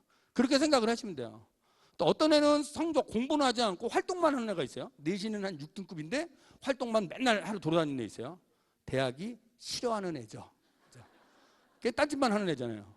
그러니까 지원 모집단위 관련된 과목에 일단 최선을 다해서 공부를 하셔야 되고 수업 시간에 궁금한 부분에 대해서 독서 활동이나 동아리 활동을 통해서 궁금증을 충족하는 그러한 애를 대학은 뽑고 싶은 애다. 이렇게 생각하시면 되고요. 입장을 딱 바꾸면 딱 답이 나와요. 어머님이 뽑는 사람이야. 그럼 어떤 애 뽑겠어요? 어떤 한 아이가 내신 성적이 꾸준하고 학교 생활 잘하는 아이고 어떤 애는 학교 공부를 안 하고 맨날 딴짓만 하고 다녀. 그럼 누굴 뽑겠어요? 그걸 보시면 되는 거죠. 그렇게 보시면 된다. 학교 생활에 충실한 인재, 얘 뽑고 싶죠. 그렇죠? 충실한 인재. 충실하다고 하는 것은 학교 생활에 잘 참여하는 것이고요. 가장 중요한 건 이제 수업 시간에 참여를 하는 거죠. 근데 학교 생활에 충실한지 안 한지를 뭐 갖고 판단하죠, 대학이? 생활기록부죠. 생활기록부를 가지고 판단을 하는 거예요. 생활기록부 중에서도 수업 시간에 가장 많이 하는 활동이 수업 활동이기 때문에 수업 시간의 기록이 대학은 궁금한 거죠. 국어 수업을 했는데 3학년 1반의 국어와 3학년 2반의 국어 수업은 다른 거죠. 그러니까 그 수업 시간에 도대체 무슨 일을 했을까? 학생은 어떤 일을 했지? 이걸 보는 거예요. 그래서 그 기록, 그것이 수업 시간의 기록이라서 학생들이 수업에 적극적으로 참여해야 된다. 이거인 거죠. 저도 학교에서 수업을 합니다만은 가끔 보면 수업 시간에 이제 요즘 애들은 조금 다른 것 같아요. 옛날 애들하고요. 예전 애들은 수업 시간에 자는 걸 깨우면 미안한 표정을 지어줬어요, 아이들이요. 깨우면 미안해하는 건데 뒤에가 서 있어 그러면 약간 미안하게 생각하는 거야, 아이들이. 그러면 선생님도 이제 한 5분, 10분 지나면 선생님도 미안해요. 잠이 깼으면 들어와라. 이랬다는 거죠. 근데 요즘 애들은 깨우면 승질을 내요, 애들이요. 아이들의 입장에서는 내가 좀 피곤해서 자는데 선생님은 좀 하시는 일을 하시지 왜 저를 건드리시죠? 이런 거란 말이에요, 아이들의 입장에서는. 여자애들은 깨우면요 안 일어나요. 안 일어나고 옆에 있는 애가 선생님 얘 아파요 이렇게 얘기해요, 여자애들. 그럼 선생님도요 기분이 좋을 리가 없어요. 깨웠는데 안 일어나면. 그럼 선생님이 사실 그 내용을 써버리면 돼요, 생활기록부에. 나는 이 아이의 깨어있는 모습을 보고 싶다. 자, 그렇게 쓰면 어떻게 되죠? 이 아이는 학생부 종합전형으로 대학을 못 간다고 보시면 돼요. 못 갑니다. 물론 그렇게 쓰시는 선생님은 없으세요. 또 학부형들이 막 항의할 거 아니에요. 그죠? 그렇게 쓰진 않는다라는 거죠. 요즘 선생님들은 어떻게 쓰냐면 잠자는 애들 한 줄 딱 써주세요. 수업 시간에 적극적으로 참여함 이렇게 써줘요. 수업 시간에 적극적으로 참여함. 학부형들이 항의 안 하잖아요. 적극적이라는데, 그렇죠? 근데 대학은 알아요. 딱 읽어보면 얘는 잠자는 애구나 아는 거죠. 대학가의 암호인 거죠, 그게. 그래서 어머니가 띄워보시면 돼요. 생활기록부 띄워봤더니 수업 시간에 적극적으로 참여함 이렇게 써 있으면 이놈이 수업 시간에 잠만 자는 놈이구나 이렇게 이해하시면 돼요. 그럼 어떤 게 좋은 것이냐? 구체적으로 그 상황이 명시되는 게 좋은 거예요. 수업 시간에 어떤 주제를 가지고 어떤 발표를 했고 그랬을 때 아이의 역할은 어떤 역할이었고 그런 발표를 통해서 학업 역량이 어디까지 올라왔다. 이렇게 구체적으로 쓰는 게 좋아요. 그 대학이 딱 읽어보면 얘가 적극적으로 하는 애구나. 이걸 대학이 느끼면 돼요. 그걸 읽어보면서. 그냥 한 줄로 적극적으로 참여함. 이건 좋은 문구가 아니에요. 그렇게 보시면 되고요. 충실한 애 그리고 진로에 열심인 인재. 대학이 전공 적합성을 보기 때문에 이런 거거든요. 그래서 이 진로는 알려야 되는 거예요. 알려서 그 내용이 기록하는 것이 좋다 이런 것이고요. 자, 일단 기초 학업 능력을 보죠. 대학이 학생을 볼 때 고등학교 생활에 충실한 애가 대학 들어와서도 충실할 거다라는 그런 생각으로 이제 학생을 뽑게 되죠. 기초 학업 능력은 있어야 되죠. 그래서 성적을 보죠. 성적을 보는데 이 성적을 일률적으로 반영하는 것이 아니라 지원 모집 단위와 관계 있는 과목에 가중치를 주는 그런 방식이다라고 보시면 되고요. 또 수능 최저학력 기준은 일부 학과만 일부 대학만 있는 거죠. 또 꿈과 끼, 진로, 인성, 독서나 이런 건 중요하죠. 리더십 이런 건 중요하죠. 교과와 비교과 활동을 가지고 학생을 뽑고 있다라고 하는 거죠. 가장 중요한 건 일단 기초 학업 역량이에요. 학업 능력이 어느 정도 있어야 되고, 두 번째는 전공에 관한 활동이 있어야 돼요. 그러니까 그 아이가 경영학과를 간다면 경영 관련된 활동을 해야 돼요. 학교에서. 동아리도 그렇고 독서도 그렇고, 그렇죠? 그 아이가 뭐 생물학과 간다 그러면 생물 관련된 또 활동을 해야 되는 그런 구조로 이해를 하시면 되고요. 인성이 뭐냐 도대체. 인성은 대학이 아이의 인성을 판단할 때 얘가 뭐 착한 애야 나쁜 애야 이렇게 판단하는 건 아니죠. 학교 생활 속에서 길러진 역량으로서의 인성을 보는 것이다. 이렇게 보시면 돼요. 그러니까 아이가 학급 반장을 했다면 학급 반장으로서 학급에 어떤 공헌을 했지? 동아리 부장이면 동아리 부장으로서 도대체 동아리에서 무엇을 했지? 이런 걸 보는 거죠. 친구 간에 나눠준 거, 배려, 나눔, 협력, 리더십, 어떤 리더십을 발휘했지? 어떤 활동 뒤를 보는 거예요. 체육대회를 했다면 체육대회 때 얘는 뭐 했지? 그런 걸 보는 거죠. 그게 인성이에요, 인성. 이것이 대학이 평가하는 것이다 라고 보시면 되고요. 그래서 제가 이제 판단을 해봤는데요. 꼭 이렇게 하라는 뜻은 아니고요. 보통 어문 계열로 간다 그러면 과목으로 따지면 국어하고 영어인 과목인 거죠. 영어 과목이고 글로벌 역량, 의사소통 역량 같은 걸 본다라고 보시면 되고요. 그래서 아이는 어학 관련 활동 101장 이런 거 잘하면 좋다라는 거고요. 어떤 애가 러시아 문학을 가고 싶어요. 그런데 학교에 러시아어를 안 배워. 그럼 대학은 어떻게 평가하냐면 러시아어는 없으니까 영어나 국어나 혹은 걔가 했던 다른 제2외국어 일본어나 중국어 그걸 가지고 판단을 하는 거예요. 판단해서 아 얘가 영어나 일본어의 능력이 이 정도 되니까 러시아 문학을 한다면 그것도 이 정도 하겠구나 이렇게 보는 거죠. 그래서 그 과목은 없지만 이 학생의 입장에서 할 수 있는 건 비슷한 외국어를 하는 거고요. 또 하나는 독서 활동에서 러시아 문학을 좀 읽어주는 거죠. 그러면 대학이 평가할 수 있다라고 보시면 되고요. 사회계열로 간다 그러면 국어와 사회 과목은 해야 되죠. 국어 사회 과목 하셔야 되고요. 상경계열 그럼 수학 영어죠. 이 경우는요. 어떤 애가 선생님 저는 경영학과를 가고 싶은데요. 수학 하는 건 너무 싫어요. 수학 너무 못해요. 걔는 경영학과 안 쓰는 게 맞아요. 그럼요. 그렇게 이해를 하시면 돼요. 그렇죠? 이공계열은 수학과학인 거죠. 수학과. 그래서 분석력, 논리력 이런 것들을 보기 때문에 활동을 보면 뭐 탐구 활동이나 뭐 혹은 연구 보고서 이런 것들을 써주면 좋겠다라고 하는 상황이고요. 그래서 이러한 계열을 가기 위해서 꼭 이 활동을 하라는 것이 아니라 이러한 활동을 속에서 이러한 역량을 키울 수 있다라는 것으로 안내를 한다라고 보시면 되고요. 그다음에 동아리죠. 학생관님들이 평가한 걸 보니까 잠재력과 소질과 적성 이런 부분을 동아리에서 본다라고 하는 것입니다.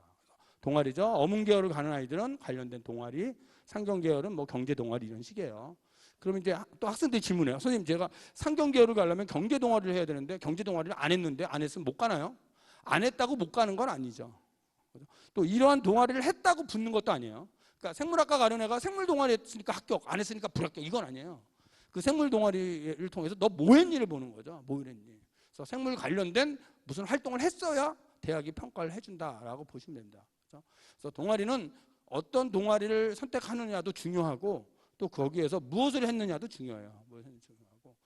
생물학과 가는 아이는 생물 동아리를 가면 생물 관련한 내용을 많이 배우니까 거기서 활동할 수 있으니까 그래서 좋겠다라고 하는 것입니다. 근데 동아리를 또 본인이 꼭 하고 싶다고 또 하게 되는 것도 아니에요. 아까 그 전에 강의하신 선생님도 잠깐 얘기를 했지만 떨어지는 경우도 있단 말이에요. 아이가 생물학과 가려고 생물 동아리를 갔는데 떨어져 갖고 배드민턴 동아리를 갔어. 선생님 저 배드민턴 동아리 갔는데 어떻게 되죠?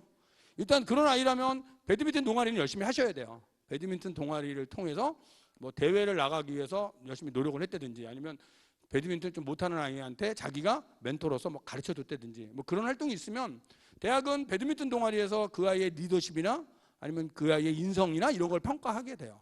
그러나 그 동아리에서 전공 적합성은 평가할 수 없어요. 그러면 뭘 갖고 평가를 하냐면 생물 수업 시간을 가지고는 전공 적합성을 평가할 수 있어요. 혹은 독서 활동을 가지고 평가할 수 있어요. 수상 경력을 가지고 평가할 수 있어요. 그러니까 전공 적합성이 평가가 안 된다라고 하는 거지 배드민턴 동아리가 전혀 써먹지 못하는 활동은 아니다 이렇게 이해를 하시면 되는 거죠. 그래서 보통 아이들이 그 본 동아리에서 떨어지면 자율 동아리 같은 걸 해요 요새는요. 그래서 자율 동아리를 통해서 하는 것도 괜찮아요. 자율 동아리를 하나 정도는 할 수 있잖아요. 그래서 표현을 하는 게 좋겠다라는 말씀을 드리고요. 학생부 종합전형은 대부분 1단계 서류, 2단계 면접으로 가는데요. 교과 성적을 정량적으로 반영하는 대학들이 있어요. 이런 대학이죠. 이런 대학의 이런 전형이에요. 이런 전형. 그래서 이런 전형 우리는 교과를 반영하기 때문에 제가 이제 교과형 이렇게 이름을 붙여봤는데 교과형이라는 이름은 없고요. 교과 성적을 정량적으로 반영하는 대학이다 보시면 되고요. 대부분의 대학은 서류 플러스 이거예요. 면접. 서류 플러스 면접. 이건 이제 이 대학만 그런 게 아니라 모든 대학이 다 그래요. 모든 대학이 다 1단계 서류, 2단계 면접을 가지고 뽑고 있다. 대부분 1단계 서류는 3배수, 그리고 2단계 면접 이렇게 뽑는다라고 하는 거고, 고려대는 5배수를 뽑네요. 이런 부분이 있다라는 정도 알아두시면 되고요. 그리고 서류만 보는 대학들, 이게 좀 늘어난 것 같아요, 작년보다. 그렇죠? 이 대학은 면접을 보지 않는 거죠. 그래서 원래 서강대, 성균관대, 한양대 여기 이제 면접을 보지 않았던, 뭐 서강대는 하나는 보고 하나는 안 봤는데 둘 다 안 보네요. 중앙대가 올해 처음으로 면접 보지 않고요. 또 전형을 2개 갖고 있는 이런 동국대 같은 학교들이 서류만 보는 경우도 있고요. 그래서 서류만 보는 대학은 그냥 서류 내고 끝이에요, 사실은요. 면접 준비가 필요 없는 거죠. 그래서 이제 단점은 뭐냐면 서류 플러스 면접인 대학은 서류 내놓고 서류 붙은 다음에 수능 시험을 봤는데 수능이 잘 나왔어. 그럼 면접 보러 안 가면 돼요. 떨어뜨리고 정시로 가는데 이거는 떨어질 수는 없어요. 그냥 붙으면 끝나는 거예요. 그런 상황이다. 그렇게 이해를 하시면 됩니다. 그렇죠? 학교생활 기록부죠. 학생부 종합전형은 학교생활 기록부를 평가하는데 모든 자료가 3학년 1학기 때까지가 넘어간다. 하나만 기억하시면 되죠. 행동특성 및 종합의견, 담임선생님이 연말에 쓰는 건데 요거는 2학년 때까지만 들어간다. 그러니까 여기 계시는 3학년 학생들은 이미 끝난 거고요. 1, 2학년 학생들은 2학년 때까지만 들어간다. 그걸 알아두시면 되고요. 추천서를 받지 않는 대학은 이 종합의견을 추천서 대용으로 사용하기 때문에 1, 2학년 학생들은 이 기록이 잘 될 수 있도록 준비하셔야 되고요. 3학년 학생들은 이미 끝났기 때문에 한번 잘 읽어보시고 그리고 가시면 될 것 같아요. 생활기록부의 작성 기준일이 8월 31일이다 라는 것도 알아두시면 좋을 것 같고요. 보통 고등학교가 7월 한 15일쯤 방학을 하고 8월 한 15일 정도에 개학을 해요, 요새는. 그런데 8월 31일까지가 작성 기준일이기 때문에 8월 31일까지 활동이 들어간다. 이렇게 알아두시면 될 것 같고요. 학교생활, 그 다음에 자기소개서죠. 학생들이 가장 어려워하는 게 자기소개서고요. 보통 7월 달에 기말고사 끝나고 7월 말부터 자소서를 붙잡고 한 달 정도 씁니다. 아이들이요. 쓰죠. 1번, 2번, 3번은 공통문항이죠. 1번 학업에 대한 노력과 학습 경험을 쓰세요. 그렇죠? 학업, 학습이에요. 학업에 대한 노력, 학습 경험 쓰세요. 그게 1번이죠. 그럼 무슨 내용을 써야 할까요? 학생들이 가장 고민해요. 1번 선생님 뭘 써야 되죠? 국어 공부 어떻게 했어요? 영어 공부 어떻게, 그리고 쓰는 애도 있어요. 영어 성적이 낮았는데 사교육 받지 않고 EBS만 듣고 혼자 공부했더니 영어 성적 올랐다. 이런 거 써요. 그런 거 쓰면 사실은 별 의미가 없어요. 대학이 여기서 알고 싶은 건 학생이 어떻게 공부했는지 그걸 알고 싶어 하거든요. 너 공부한 거 말해봐 이런 거예요. 그러면 뭘 써야 되냐면 지원하려는 모집단이 관계된 내용을 쓰셔야 돼요. 여기서는. 그러니까 이 아이가 간호학과 간다 그러면 나 간호학 공부 어떻게 했어요? 이걸 쓰시는 게 맞는 거죠. 경제학과를 간다면 경제학 공부 어떻게 했어요? 를 쓰는 게 맞는 거죠. 건축학과 간다 그러면 건축학 공부 어떻게 했어요? 이렇게 쓰셔야 돼요. 그러니까 건축학과 가는 애가 갑자기 영어 공부 어떻게 했어요? 이렇게 쓰면 좀 생뚱해요. 근데 영어 공부를 쓰고 싶으면 연결을 시키셔야 돼요. 내가 건축학과 가기 위해서 뭐 건축 전람회를 앞두고 뭐뭐뭐를 만들었고 그래서 건축학 관련해서 이러이러한 것을 준비했다. 그런데 내가 건축가가 된다면 세계적인 건물을 만들고 싶다. 그래서 나는 외국에 나가서 공부할 것이고 영어가 필요해서 영어를 열심히 했다. 이렇게 연결을 시킬 수는 있죠. 그래서 지원 모집 단위를 생각하면서 좀 쓰는 게 좋겠다라고 하는 거고요. 자기소개 2번도 거의 마찬가지예요. 교내외 활동인데 의미를 두고 노력했던 그랬단 말이에요. 의미 있는 활동을 쓰세요. 그게 자소서 2번인 거죠. 학생들은 여기서 이제 무슨 활동을 쓰지? 동아리 활동을 쓸까? 아니면 봉사 활동을 쓸까? 수상 경력을 쓸까? 반장, 부반장, 리더십을 쓸까? 막 고민을 하는데요. 어떤 활동을 써도 상관없어요. 의미 있는 활동이면 되죠. 어떤 학생이 선생님 저 봉사활동 1000시간 했는데 써도 돼요? 봉사활동 1000시간 합격, 500시간 불합격 이런 대학은 없는 거죠. 그렇죠? 봉사활동 1000시간을 쓰고 싶다면 그 봉사활동 1000시간이 왜 의미가 있는지를 쓰시면 되죠. 그래서 의미가 있는 내용은 대부분 지원 학과와 연결시키면 다 의미가 있어요. 내가 이 학과를 가기 위해서 이러이러한 노력을 했다. 그러면 의미 있는 활동이 되는 것이죠. 그것이 2번이다라고 보시면 되고요. 3번은 배려, 나눔, 협력, 갈등 관리를 실천한 사례를 쓰고 이렇게 돼 있어요. 내가 남을 위해서 무엇을 배려했고 무엇을 나눠줬고 그 구체적인 실천 사례를 갖고 만드는 것, 이것이 3번 문항이다. 이 자기소개서인데요. 자기소개서는 지금 EBS I로 들어오시면 자소서 특강이 떠 있습니다. 그걸 보시면서 준비를 하실 수도 있다. 그래서 1, 2, 3번은 공통문항이고 4번은 자율문항이죠. 대학의 자율문항인데 뭐 서울대 같은 경우는 독서 활동을 쓰고 성균관대는 뭐 뽑아야 되는 이유를 쓰시오 이렇게 돼 있고요. 많은 대학들이 이게 많은 것 같아요. 지원 동기와 노력 과정을 쓰는 대학들, 또 지원 동기와 입학 후 진로 계획 쓰는 대학들, 이런 대학들도 있어요. 내가 왜 지원하게 됐고 그 학과에 입학하면 무엇을 하겠다. 그렇죠? 무엇을 하겠다예요. 입학하면 무엇을 하겠다. 이걸 무엇을 하겠다는 지원하는 대학의 좀 교육 과정도 좀 보시면 좋겠고, 그래서 어떤 부분에 관심이 있기 때문에 어느 부분을 공부하겠다 이렇게 쓰시는 게 좋을 것 같아요. 공부하겠다. 대학 들어가서 뭐 동아리 활동하겠다, 유학 가겠다, 대학원 진학하겠다 이런 건 좀 안 썼으면 좋겠어요. 왜냐면 그런 거는 이제 너무 뻔해요. 너무 뻔해. 그래서 자기소개서는 유사도 검사를 하기 때문에 너무 뻔한 내용은 곤란합니다. 의대 가는 학생들의 자기소개서를 보면 주위에 누가 아파요. 그래서 그분이 불치병으로 돌아가십니다. 그래서 나는 그 병을 고치기 위해 의대에 간다 이렇게 써요. 근데 돌아가시는 분이 대부분 외할머니예요. 그렇죠? 의대 가시는 학생들은 다 외할머니가 불치병으로 돌아가시는 거거든요. 그래서 이건 유사도 검사를 하기 때문에 그런 판에 박혀 있는 듯한 그런 내용은 좋지 않다라는 거고요. 그러면 어떻게 써야 될까요? 가장 중요한 건 생활교포를 철저히 분석하라는 거죠. 그래서 3학년 기말고사 끝나면 학교 선생님한테 생기부를 하나 띄셔야 돼요. 띄셔가지고 1번 인적사항부터 쭉 분석을 해보셔야 돼요. 분석을 하셔가지고 제가 분석하는 법을 알려드릴게요. 1번이 학업이고요. 자소서. 2번이 전공이고 3번이 인성이잖아요. 그러면 예를 들어서 창체에 자율활동, 동아리, 봉사활동, 진로활동, 그리고 독서활동 요것만 가지고 예를 들어보는 거예요. 학업 관련 내용을 찾아서 표시를 해보는 거예요. 예를 들어 동아리에서 뭐 연구한 거, 진로 시간에 뭐 발표한 거, 독서 시간에 책 읽은 거, 이렇게 학업에 관한 거. 그다음에 두 번째는 전공에 관한 걸 찾아보는 거예요.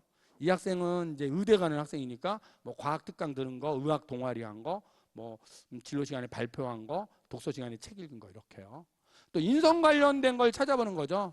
그래서 학급 뭐 회장 2번 했고, 동아리 팀장 했고, 장애인 시설에 봉사했고, 또 뭐 진로 시간에 뭐 팀워크를 이뤘고 이런 게 인성에 관한 거잖아요.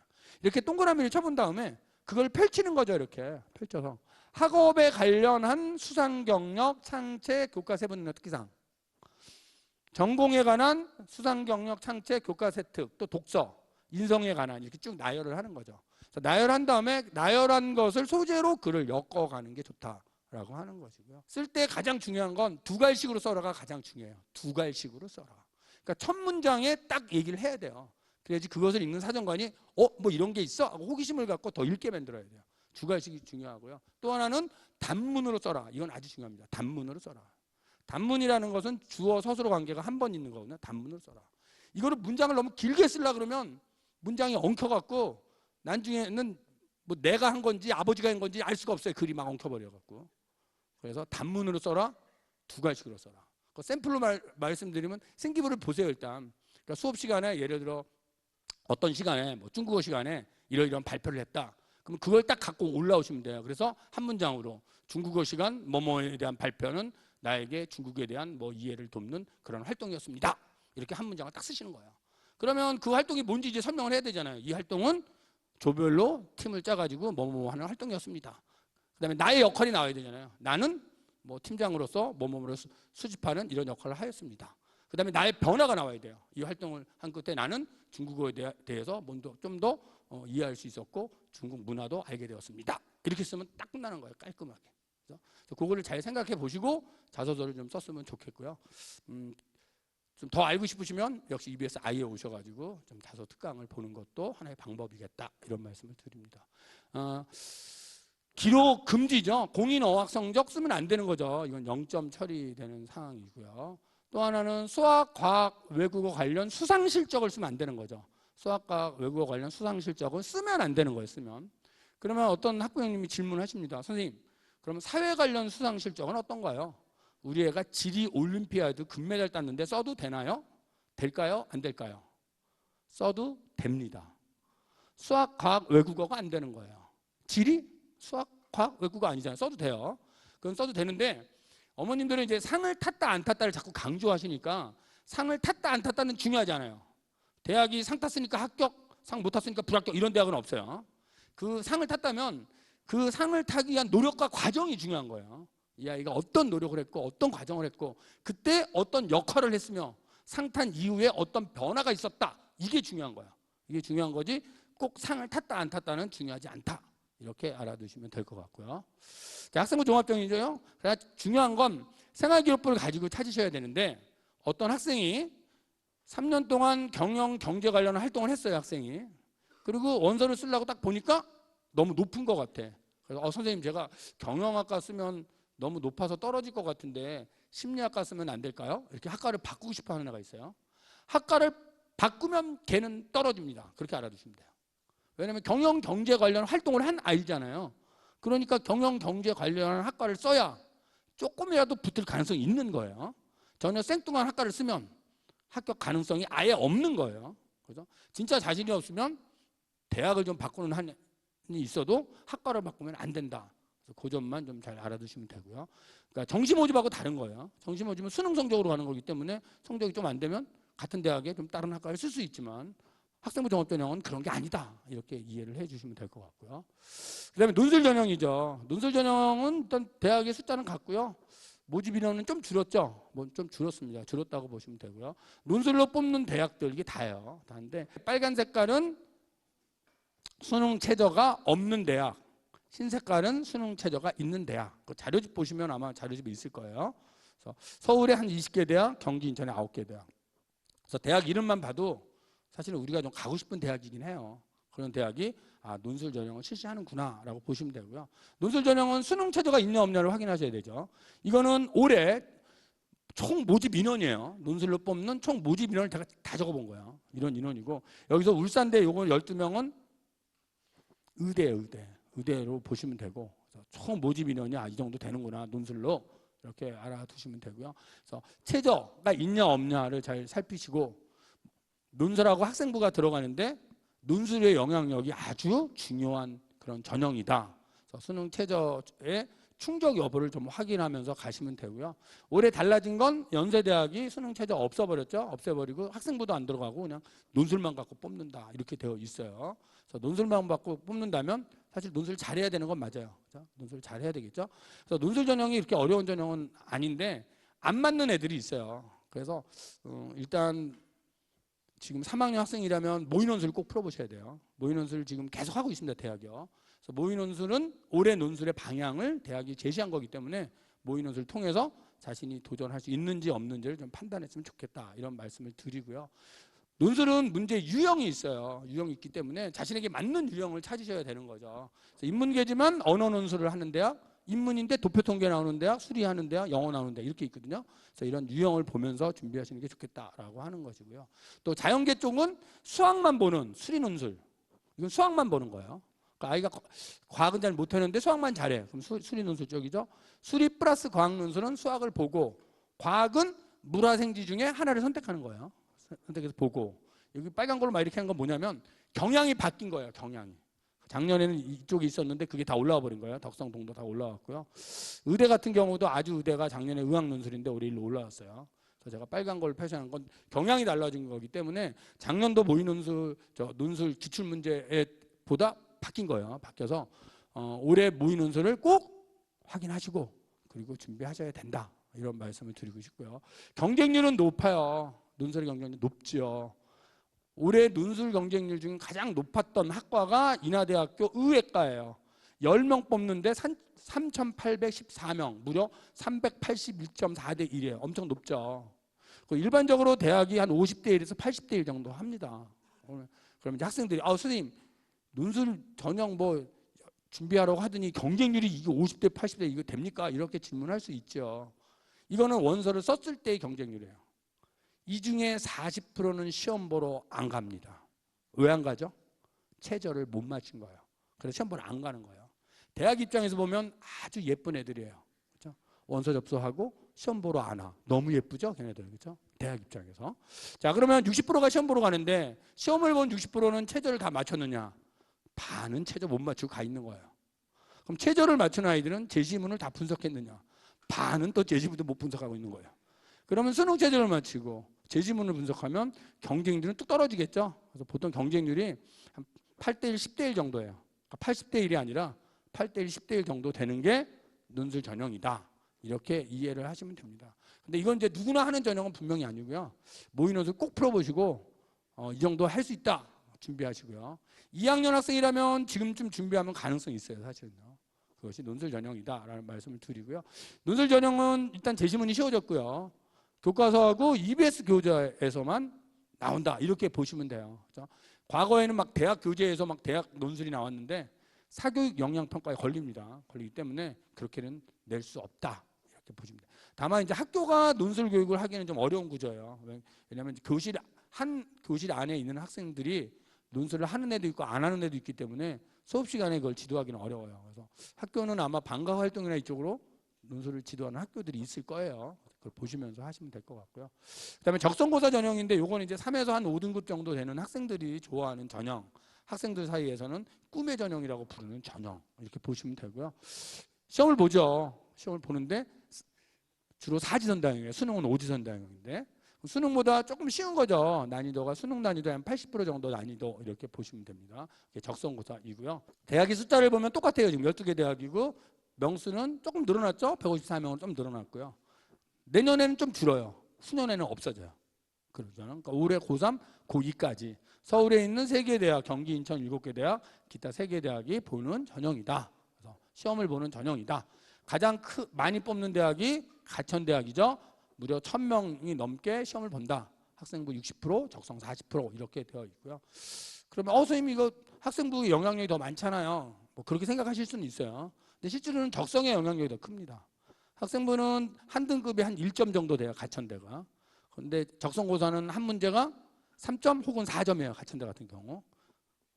그러면 4등급 애가 한 문제 더 맞히면 1등급과 똑같아야 되는 그런 구조예요. 그러니까 이런 부분도 있다. 이렇게 보시면 되고요. 수능 최저가 있는 대학은 2개예요. 고려대 세종캠퍼스, 홍익대 세종캠퍼스 여기만 있고요. 다른 대학은 수능 최저 없습니다. 그러니까 편하게 준비하시면 되고요. 문제를 보면 가천대 같은 경우에 50문항이잖아요. 1시간에 50문항을 푸는 거예요. 60분에 50문항. 그러니까 이거는 상당히 고도의 집중력이 필요한 그런 시험이다라고 보시면 돼요. 학교에서 제가 적성을 시켜보니까 어떤 애가 잘하냐면 평상시 가만히 앉아있는 애가 잘해요. 가만히 앉아서 뭔가 쫌딱쫌딱 하는 애 시키면 잘해요. 적성이 맞아. 근데 막 뛰어다니는 애는 잘 못하더라고요. 시켜보니까. 뛰어다니는 애는 차라리 학생부 종합전형을 시키는 게 맞는 것 같고요. 가만히 앉아서 뭔가 좀 쫌딱쫌딱 하는 애 있으면 한번 시키셔도 될 것 같아요. 그렇죠? 이런 식이다. 여기서 이제 수학이 중요해요. 사실은. 그래서 60분에 50문항이면 가천대 같은 경우 국어하고 영어 한 30문항을 30분 정도에 풀고 수학을 한 30분 남겨서 풀어갈 필요가 있어요. 그런 상황이다. 그래서 상당히 빨리 풀어야 되죠. 집중력 필요하고요.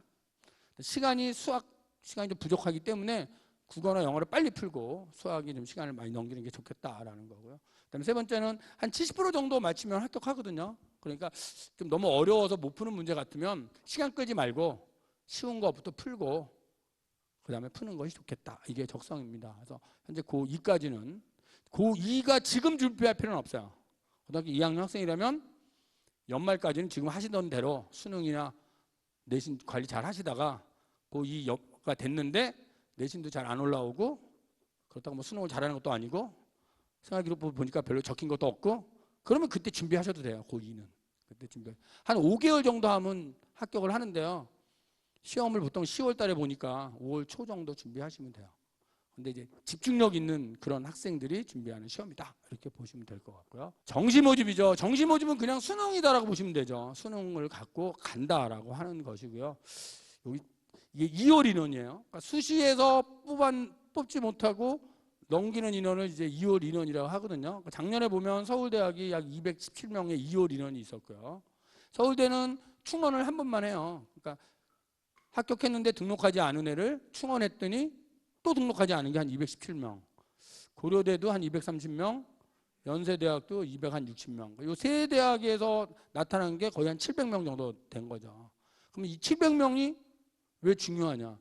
서울대가 예를 들어 300명을 못 뽑으면 그 영향을 가장 많이 받는 대학이 어디예요? 연세대죠. 연세대 합격한 300명이 글로 간다고 생각하시면 돼요. 서울대를 가장 많이 보내는 학교가 연세대학이잖아요. 그런 구조예요. 그러면 그 충격은 또 어디로 가죠? 고대, 성대, 한양대 이렇게 가겠죠. 그럼 밑으로 가면 엄청 커지겠죠. 그런 상황인데 이 충원, 미등록 충원이 올해는 더 많아질 수도 있을 것 같은 생각이 드는 거예요. 왜냐하면 인원이 줄었어요. 인원.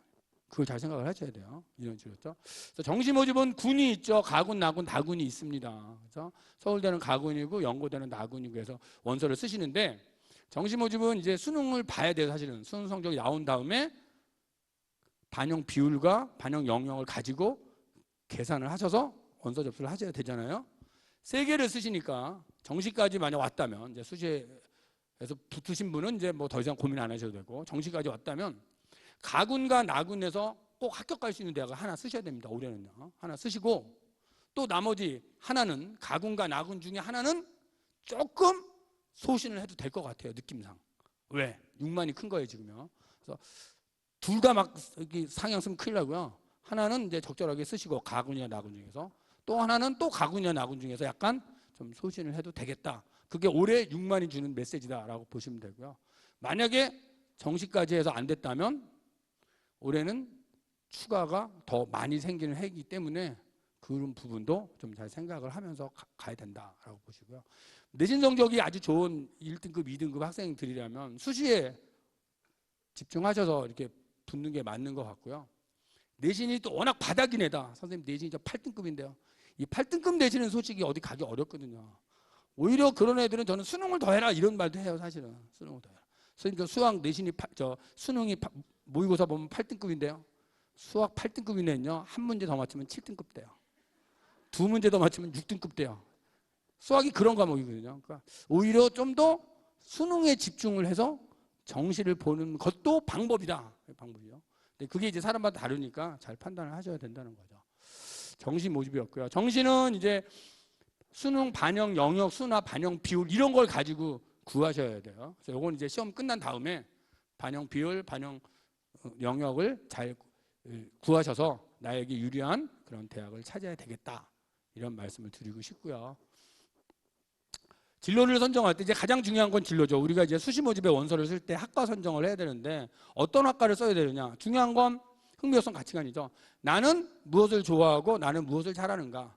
자신의 흥미적성 가치관을 통해서 자신의 진로를 판단하고 미래사회 직업세계를 잘 본 다음에 학과를 설정하는 것이 좋겠다. 이런 말씀을 드리고 싶고요. EBSI인데요. 이제 제가 아까 말씀드린 게 바로 이 부분이에요. EBSI에 오셔가지고 수시 논술 탭을 치시면 계열별 학종 대비 방법 이게 나옵니다. 그래서 일로 들어가시면 문과 5개, 이과 5개, 10개인데요. 지금 문과가 한 3개쯤 떠 있을 거예요. 떠 있고 일주일에 하나씩 올라오고 있거든요. 그래서 그걸 통해서도 준비할 수 있고, 제가 이걸 강조하는 이유는 제가 하는 거기 때문에 그런 거예요, 사실.